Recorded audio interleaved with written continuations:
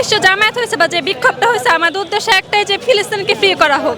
ওরা যেহেতু 1.5 বছর ধরে কষ্ট করতেছে, ও মানে অবিরামভাবে অত্যাচার করতেছে, শিশুদেরকে 100 মিটার বোমের মাধ্যমে উড়ে যাচ্ছে, যে এটা আমরা আসলে দেখার মতো দৃশ্য না। যেটা আমরা প্রতিবাদ করতে চাই, হয়তোবা শরীরের দিকে করতে পারছি না, কিন্তু মনের দিক থেকে হোক। এই যে মনের টানের মাধ্যমে আজকে আমরা এখানে জামায়াত হয়েছি। বাংলাদেশের মানুষ এর সাথে ঐক্যবদ্ধ, আমরা সবাই একসাথে আছি, এটা আমরা বাঙালিরা বুঝাতে চাই। এবং শুধু বাঙালি না, আমরা মেয়েরাও তাদের সাথে আছি। সবসময় প্রার্থনা, মিছিল, মিটিং সব জায়গায় থেকে আমরা বুঝাতে চাচ্ছি এবং তাদের পণ্যগুলোকে আমরা বয়কট করতে বলবো, এটা আমরা অবশ্যই চাইবো। এবং plan A B C D আমরা সবসময় স্কুলে যখন পড়েছি, A B C D plan ready রাখতে, তো আমরা প্ল্যান রেডি রাখবো, একটা না হলে আরেকটা কাজ করবে। সো আমরা বলবো ওদের পণ্যগুলো বয়কট করুন, আর আমরা তোমাদের সাথে আছি, অবশ্যই অবশ্যই সাথে আছি। যদি আমরা নামাতে চাই, সর্বপ্রথম তাদের পণ্যগুলোকে আমাকে বয়কট করতে হবে। তাহলে যে তারা যে অর্থনৈতিক ভাব থেকে জায়গা থেকে নিচে চলে যায়, আল্লাহ যদি চায় তাহলে ইনশাআল্লাহ ফিলিস্তিন মুক্ত হবে ইনশাআল্লাহ। অলরেডি 2 দিন আগে দেখেছি আমরা পরিবারকে নিয়ে আসছি হয়েছে, হ্যাঁ 2 দিন আগে দেখেছি আমরা তাদের বয়কট কারণে কিন্তু তাদের অর্থবাজার নেমে আসছে অনেকটাই। সো আমরা চেষ্টা করব টোটালি বয়কট করি তাদেরকে।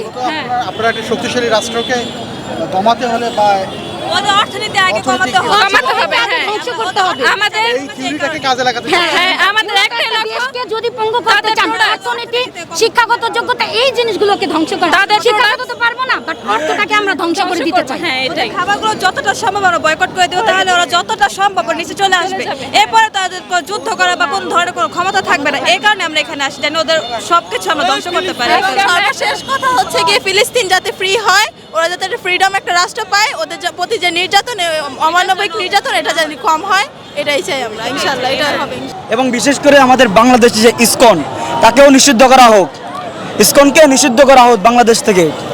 এবং ইসকনের কারণেই আজ আমাদের ভাই আলিফ, তাকে শহীদ হতে হয়েছে। আর ইসকনের যে প্রধান, তাকে আমরা চাচ্ছি বিচারের বিচার করার জন্য, আমার আলিফ ভাইয়ের জন্য বিচার করার জন্য। ঠিক যে সে একজন মুসলমানদের হত্যা করবে, তার এত বড় স্পর্ধা, বাংলাদেশের মুসলমানদের উপরে গায়ে হাত দিবে, এই সাহস পায় কোথা থেকে? আর আমি বলতে চাই পশ্চিমবঙ্গ শুভেন্দু দাসকে, আপনারা বলছেন ভারতে থাকতে হলে জয় শ্রীরামের স্লোগান দিয়ে থাকতে হবে, আর দিল্লিতে আপনারা মুসলমানদেরকে যেভাবে হত্যা করছেন, গুজরাটে যেভাবে মুসলমানদেরকে হত্যা করছেন, রাজস্থানে যেভাবে মুসলমানদের হত্যা করেছেন, এর প্রতিরোধ করবো আমরা ইনশাআল্লাহ। আমরা পয় করে আমরা হিসাব নেব ইনশাআল্লাহ।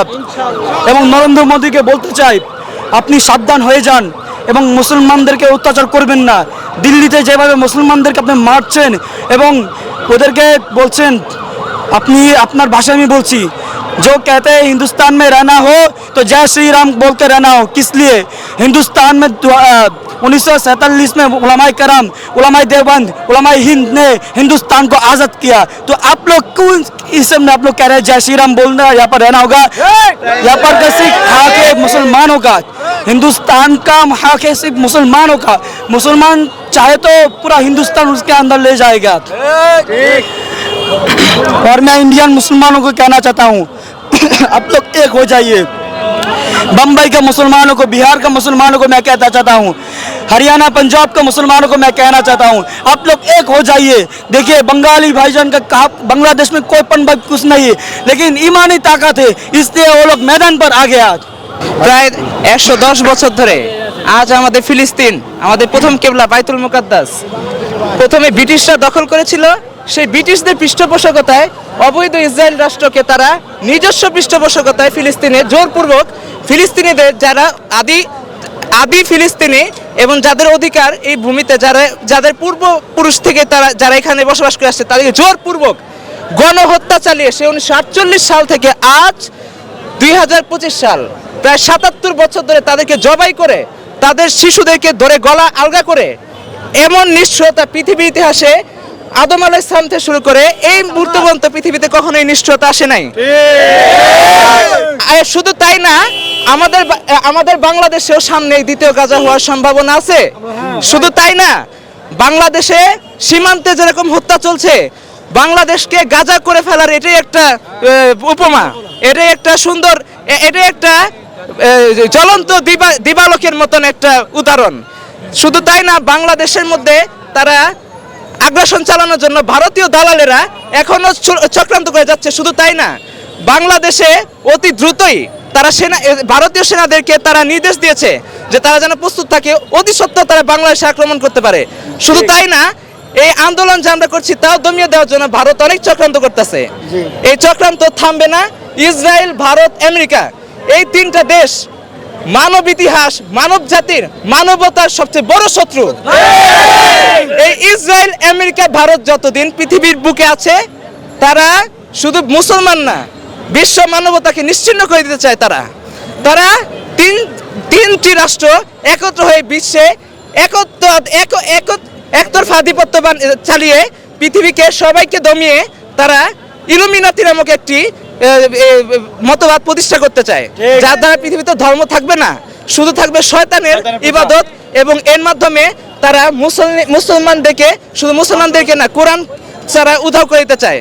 শুধু কোরআন না, তারা পৃথিবীর সকল মানুষত্ববোধ, সকল চরিত্র, উত্তম চরিত্র এবং সকল প্রকার মানবিকতা, বিবেকবোধ মানুষের থেকে মুছে দিতে চায়। তারই চক্রান্ত সেই 1776 সাল থেকে আমেরিকা রাষ্ট্র প্রতিষ্ঠা হওয়ার পর থেকে, হ্যাঁ, ভারত রাষ্ট্র তার ইসরায়েল রাষ্ট্র মধ্যপ্রাচ্যে ছড়িয়ে, মধ্যপ্রাচ্যে ক্যান্সার নামে ইসরায়েল রাষ্ট্র মধ্যপ্রাচ্য থেকে পুরোপুরি এই মানবতাবোধ গড়িয়ে দিয়েছে, যার কারণে আজ আরবরা সহ নিশ্চুপ। কেন ভাই আপনারা নিশ্চুপ? আপনাদের ভাইদেরকে মারতেছে, আপনাদের কি চোখে হয় না? আপনাদের কি বুকে লাগে না? আমরা এত দূর থেকে, হ্যাঁ, বিশ্বকে বার্তা দিতে যাচ্ছি, আপনারা কোন আশায় করছেন?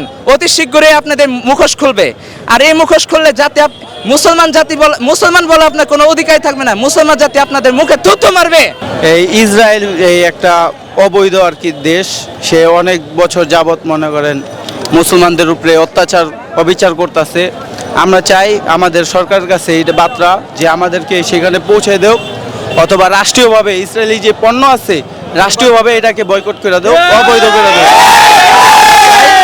আমরা চাই যে এই বাংলাদেশের ভিতরে যে কোনো ইসরায়েলি পণ্য সবগুলোকেই একেবারে রাষ্ট্রীয়ভাবে পুরোপুরিভাবে বয়কট করে দেও, আমাদের এইটাই চাওয়া। আর আমরা তো কিছু করার